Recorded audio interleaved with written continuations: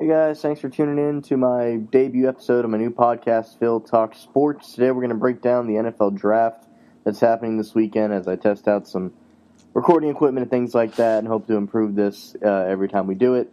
So again, thanks for tuning in and enjoy the show.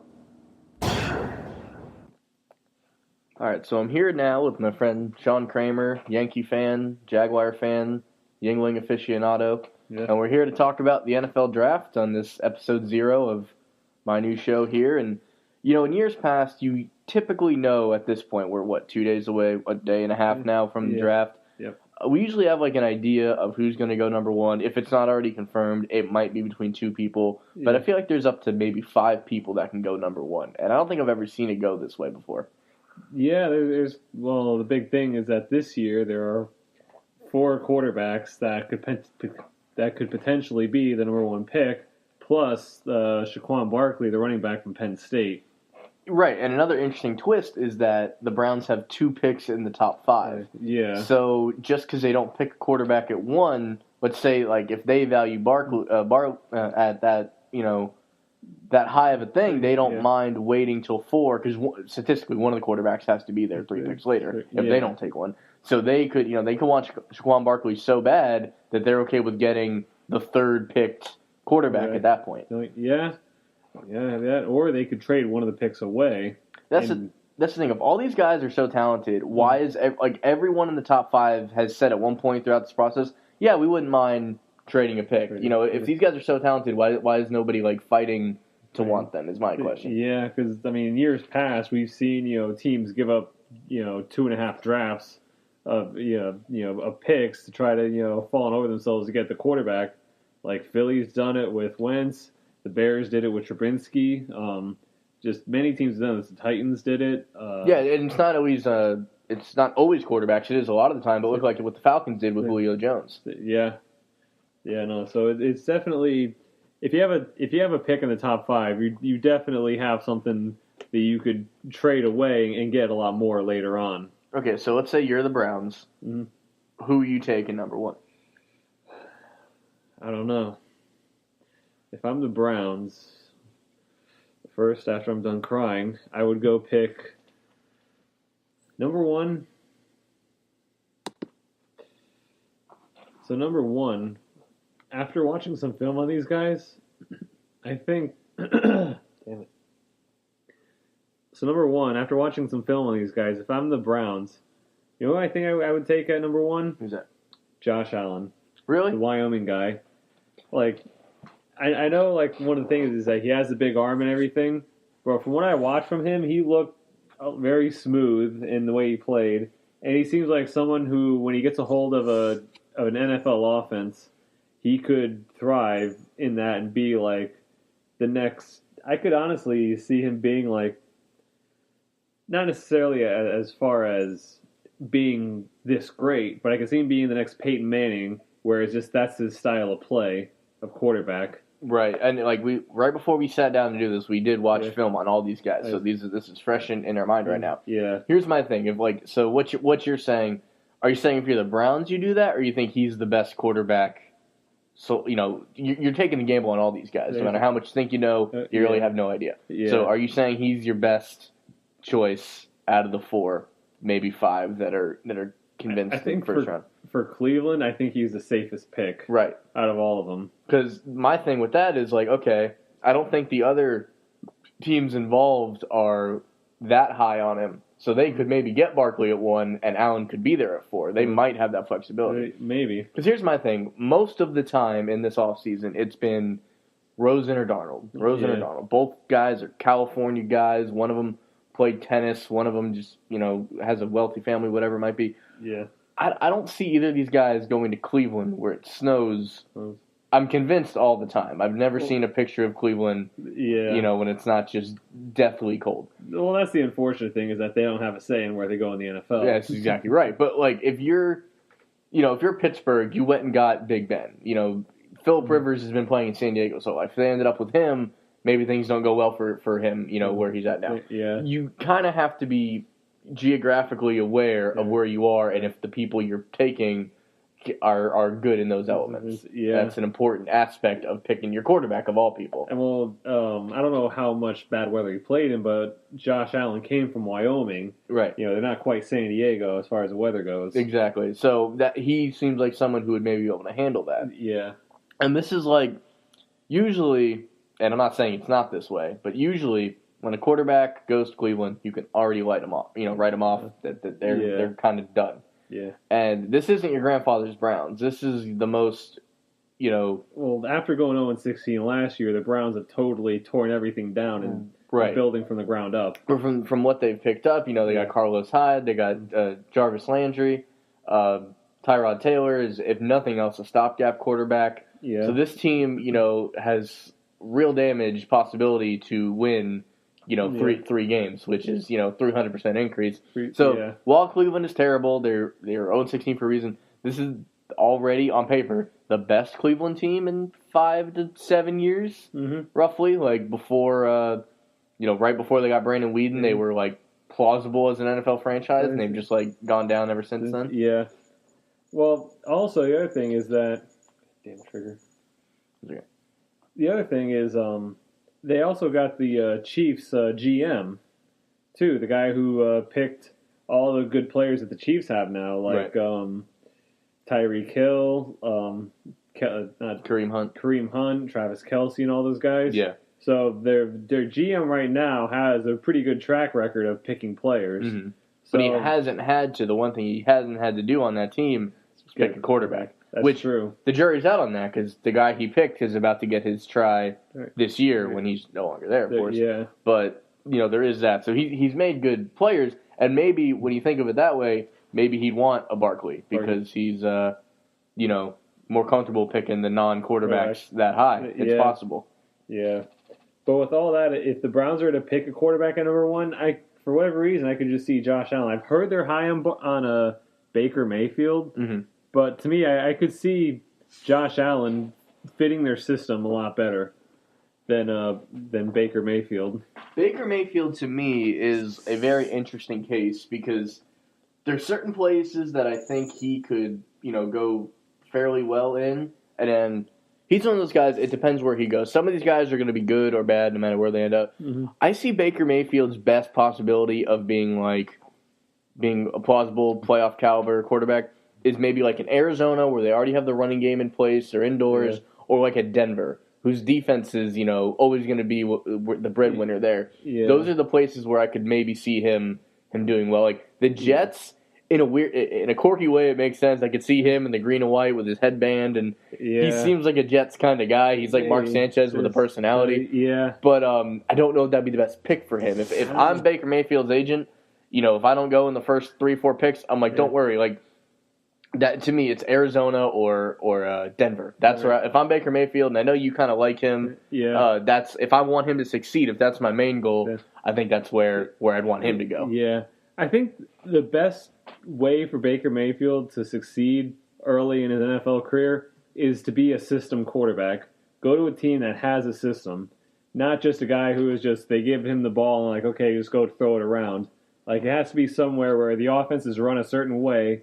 Kind of like a Dak Prescott Dallas situation, where it's like I think he could be better than Prescott, and he could probably make more plays. But I'm saying, for Mayfield starting out like in his rookie year, I think a good situation for him would be to go to a system offense. So to me, that would stick him more in Denver because even with Peyton, there was a system in place, and they've dealt with Trevor Siemian and. When they attempted their Paxton Lynch, like, there's a system in place. Now they just need someone to run it. Yeah, which I could see that working, too, actually. Yeah, and, it's crazy. Like we said, we've had all these like, I'm usually a big, like, mock draft guy. Like, that's what I do when I'm bored in class or I'm bored at work is I look at mock drafts. Yeah. But I haven't done much of that this year only because they've changed so much. Like, nobody, usually by now, like you said, you have a general, like, if there's 10 picks, 6 or 7 of them are exactly what all the quote-unquote experts, biggest air quotes in the world, what the experts have picked. Yeah. I've seen Shaquan Barkley. Everyone knows me as, a UCF diehard and everything, season ticket holder, student, whatever.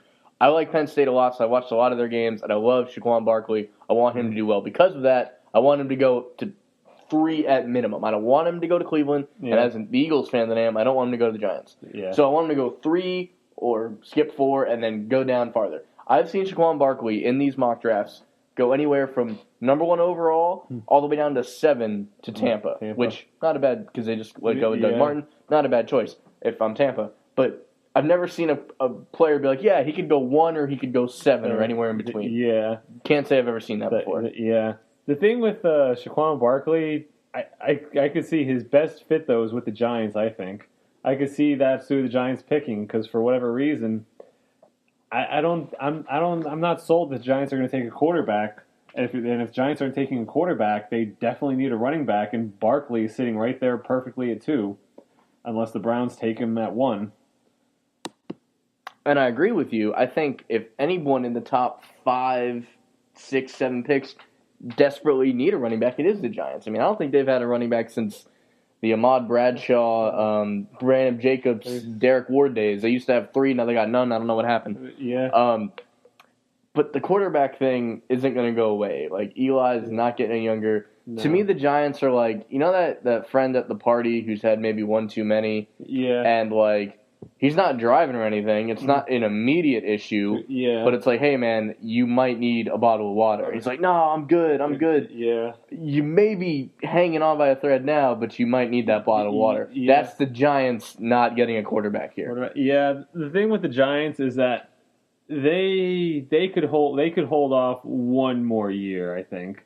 And not if they were to take a quarterback, I totally understand. Mm-hmm. But if they trust Eli to run the show by himself for 1 more year, and they want Barkley to complete their offense, I wouldn't have a problem with it. I could see it working for them. I get that in theory. My problem with that is this is a good quarterback draft. Next year, from what we see, depending on who comes out early, not as much. Yeah. It's not often that there's 5 plausible quarterbacks that could go number 1. Yeah. So you can wait. And even if they pick one, he's not going to start right away. No. So you might as well start that process. Yeah. Better early than late with that, you know, because at most you get a guy that sits and learns from, you know, Eli's had his ups and downs, but there's not many guys that are still in the game that I wouldn't mind my new guy learning from. So, I mean, Eli's had the second longest start streak in NFL history. Yeah, until they mucked that up. Yeah.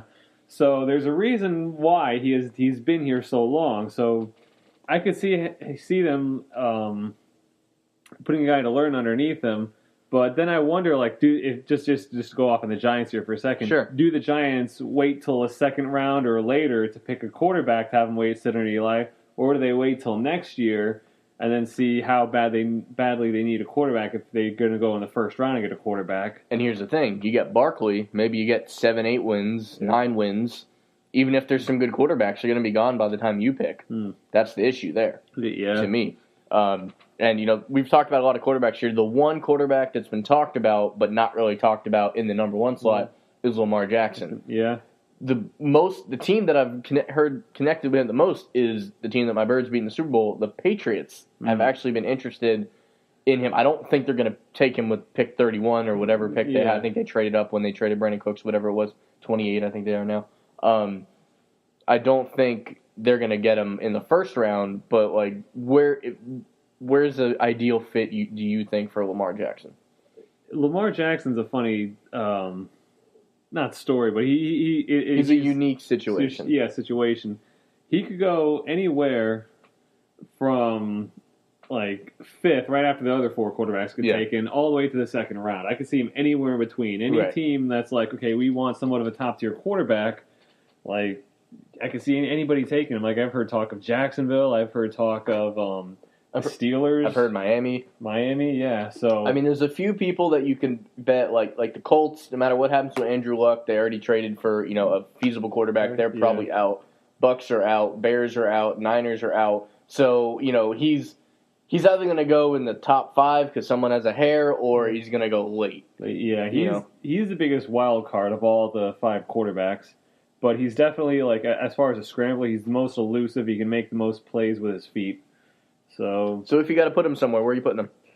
Lamar Jackson with a gun to my head. Gun to your head. All right. I say, who needs a quarterback? About half this league, but, Yeah. I'd maybe put him with Cincinnati. And Dalton hasn't done him much favor. I don't mind him sitting for a year and learning about that. Yeah. If the gun was your head, you would have been shot already. You know that, right? Yeah. All right. My answer is the Buffalo Bills. Yeah, I mean they did trade their quarterback. I could see that working out. Yeah, they did pick up A.J.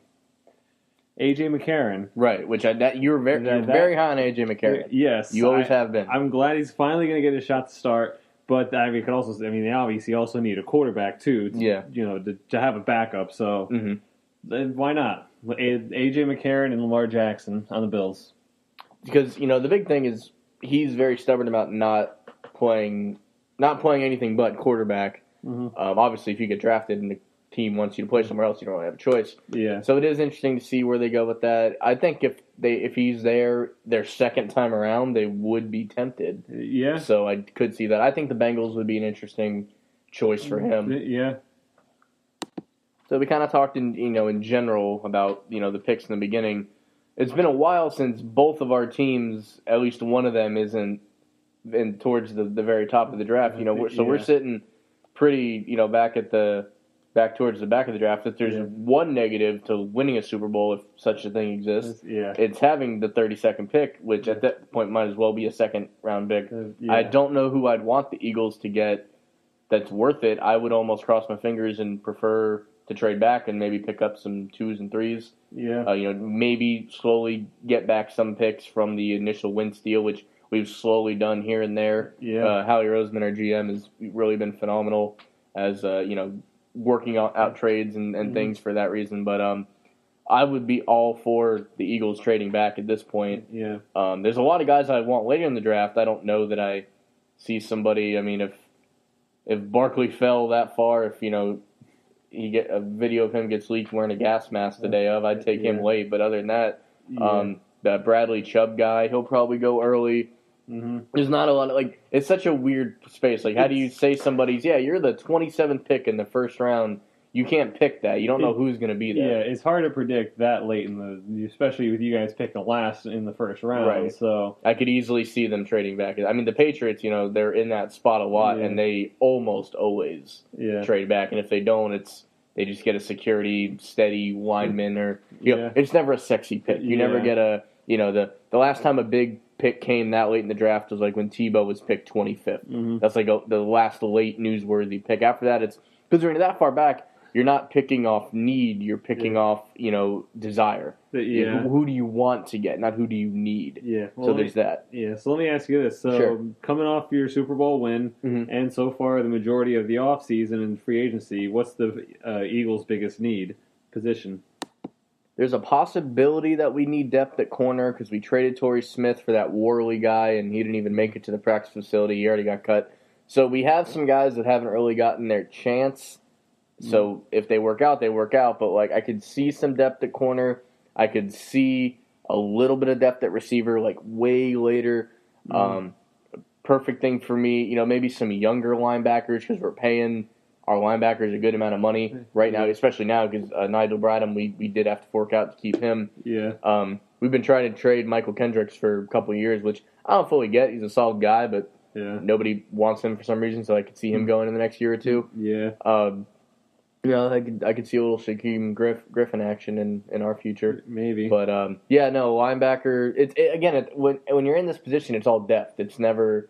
It's hard to pick a specific guy. Maybe, I don't know, I got to look up the top tight ends, but we did have to dump every tight end but Zach Ertz. So I would actually say that late in the round, if you can get a solid, even if he's projected as a second-round pick, if you can get a really solid, good upside tight end, that's... Because right now it's Zach Ertz. We had to let go of Brent Selleck, which there's a slight chance he might come back, but I think if he was, it would have happened already. He might just be retiring. There was talks of that in the first place. Yeah. And then Trey Burton, the Super Bowl hero, he signed with Chicago. Yeah. So, if I had to pick one, it's a suitable backup tight end for Zach Ertz. That's a backup tight end? Yep. And then, flip question to you. The Jags picking what number? We are 29. 29. So you're, not too far behind. 3 picks behind you. Right, 3 picks behind us. So who do you want your Jaguars taking? Well, our two big... Your AFC South Division champions. Yes.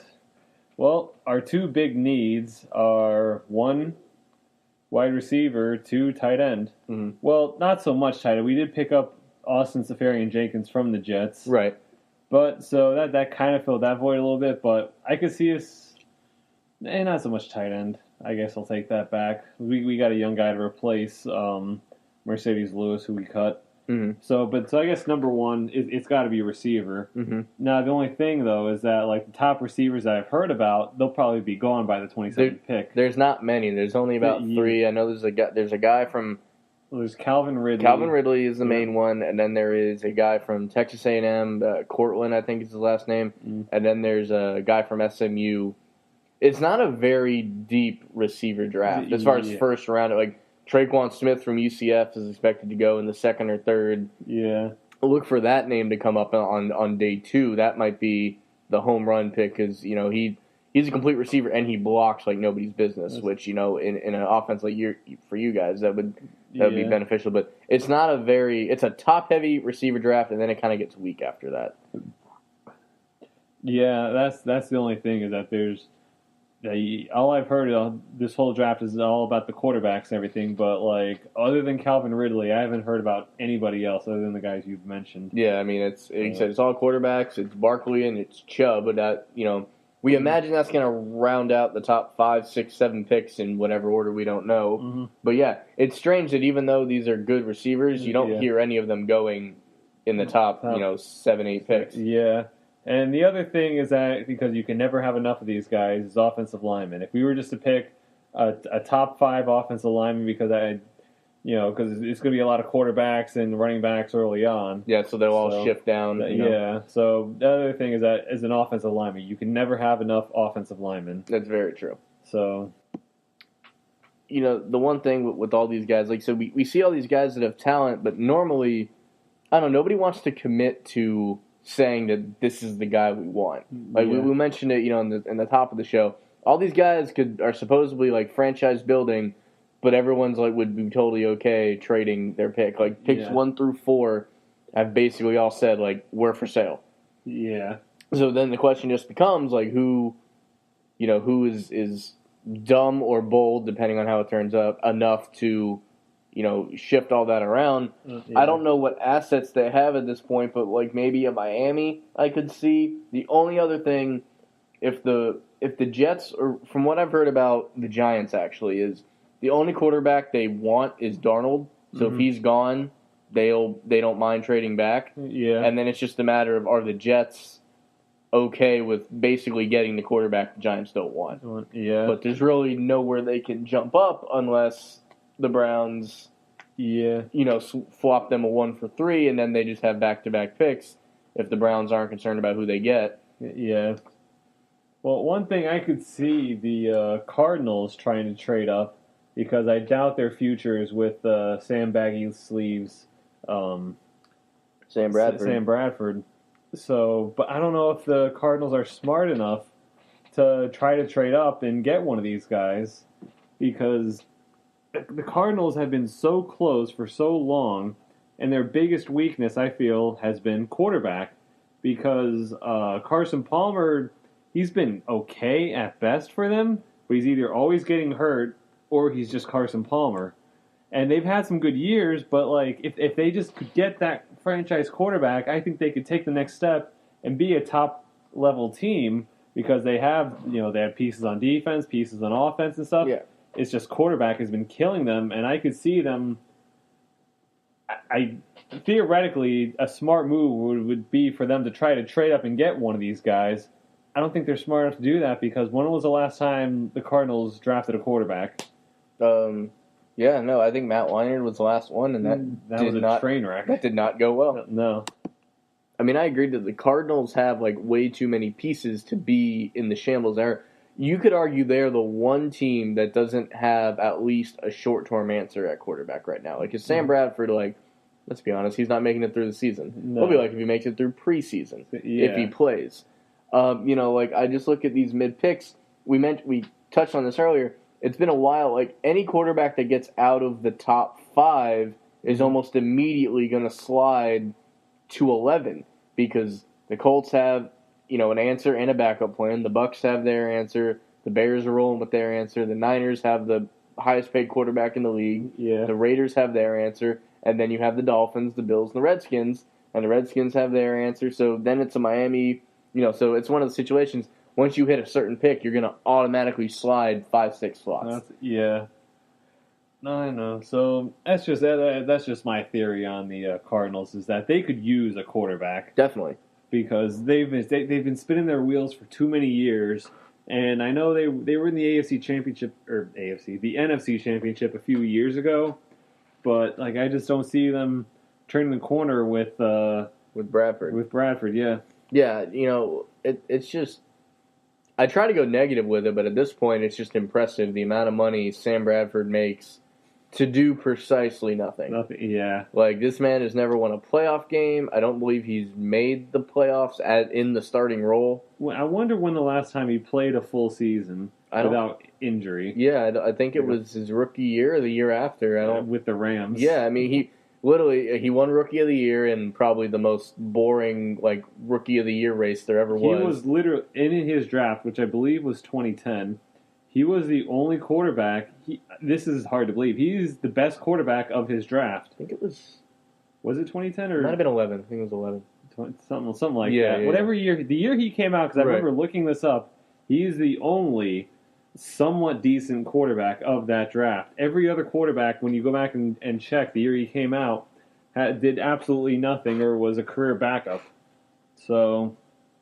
I'm gonna look it up now while you talk. All right. Yeah, so that's as far as Sam Bradford goes. Okay, so you're right. He did come out in 2010. So now let's find that draft. Yeah. You'll go. That's a pretty good draft. Now that we're looking at it, there's just no quarterbacks other than him. Yeah. As far as quarterbacks go. Yeah, you got Monica Sue, you got Gerald McCoy, Terrence Williams, Eric Berry, Russell Okong, Joe Hayden. All those guys just mentioned are Pro Bowlers. A lot of great players, just not quarterbacks. Yeah, even explosive guys that didn't truly pan out. You got C.J. Spiller, you got Tyson Alu, who was great for you guys for a while. Ryan Matthews was a so-so running back. I'm going to see how far... The next quarterback taken was Tim Tebow, and ironically, months before, they played each other in a national championship game. Yeah. So from picks, there was 24 picks between quarterbacks. And ironically, Tebow was the quarterback that won a playoff game and not Bradford. Yeah, and I think, we're looking through, those are literally the only two quarterbacks taken in that draft. In the, top first two rounds or whatever. Yeah. Because after that, because I've gone through, when I was looking through it, I'm like, who else came out in this draft? And it was nobody. Other than nobody quarterback-wise. Quarterbacks, yeah. Good draft, plenty for quarterbacks. Plenty of great position players, just not quarterbacks. Yeah. So, and while we're looking at this draft, Tim Tebow did go 25th. The pick before that, the Cowboys took Des Bryant, and we got a couple minutes here. I guess we could just touch on that for a second. Yeah. He got cut. It doesn't look like, I don't know anyone's going to pay him what he wants to get involved somewhere. Yeah. I forget. There was one team I heard that he might have been in talks with. I don't think he's going to get that. He doesn't deserve the money that he wants either. He hasn't been a top quarterback since Tony Romo, or he hasn't been a top receiver since Tony Romo was there. So I think it was the Ravens because they're just always in the need for a receiver, it seems, and then they went and signed Willie Snead from the Saints. Yeah. So that's where that was dead and buried. I know when he left the Cowboys, he mentioned, I'll see you guys twice a year. Yeah. And so that means, he's going to the Eagles or he's going to the Giants, and both of them pretty much laughed him out of the building before he could get in. Well, I could see him going to the Redskins. That would be a Redskins move. Oh, absolutely, yeah. To sign him. But I don't know. Yeah, at least when they signed Deshaun Jackson, you could argue that it wasn't a dumpster fire pick for them. Yeah. But I don't know where Des Bryant's going to end up. Probably New England. Who knows? He'll just go there and be great. Yeah, be there for a veteran, for the minimum or $1 million or $2 million, less than they were paying Brandon Cooks. And if he ever wakes up, somebody's got to tell him that he got traded too. Yeah. So they could easily ship him out immediately after. So yeah, I could see him ending up there. You never know. As a Jaguars fan, I would take a chance on him, but not for the money he wants. It would have to be a much more friendly deal for the Jaguars for me to say, yeah, sign that guy. Yeah, no, I can definitely see that. And especially with all the baggage that he brings along with him, too. So yeah, I'd take a chance on him, but not for a max contract or whatever he's looking for to get paid. Absolutely not. So yeah, that'll be interesting to see if he ends up with a team by the end of the year. But other than that, I guess we just have a draft to look forward to. So thank you guys for listening, and we'll be back sometime in the next week after the draft, and we might have a few other guests on just to see how they like their picks. But this has been Phil Talk Sports, and we'll see you next time.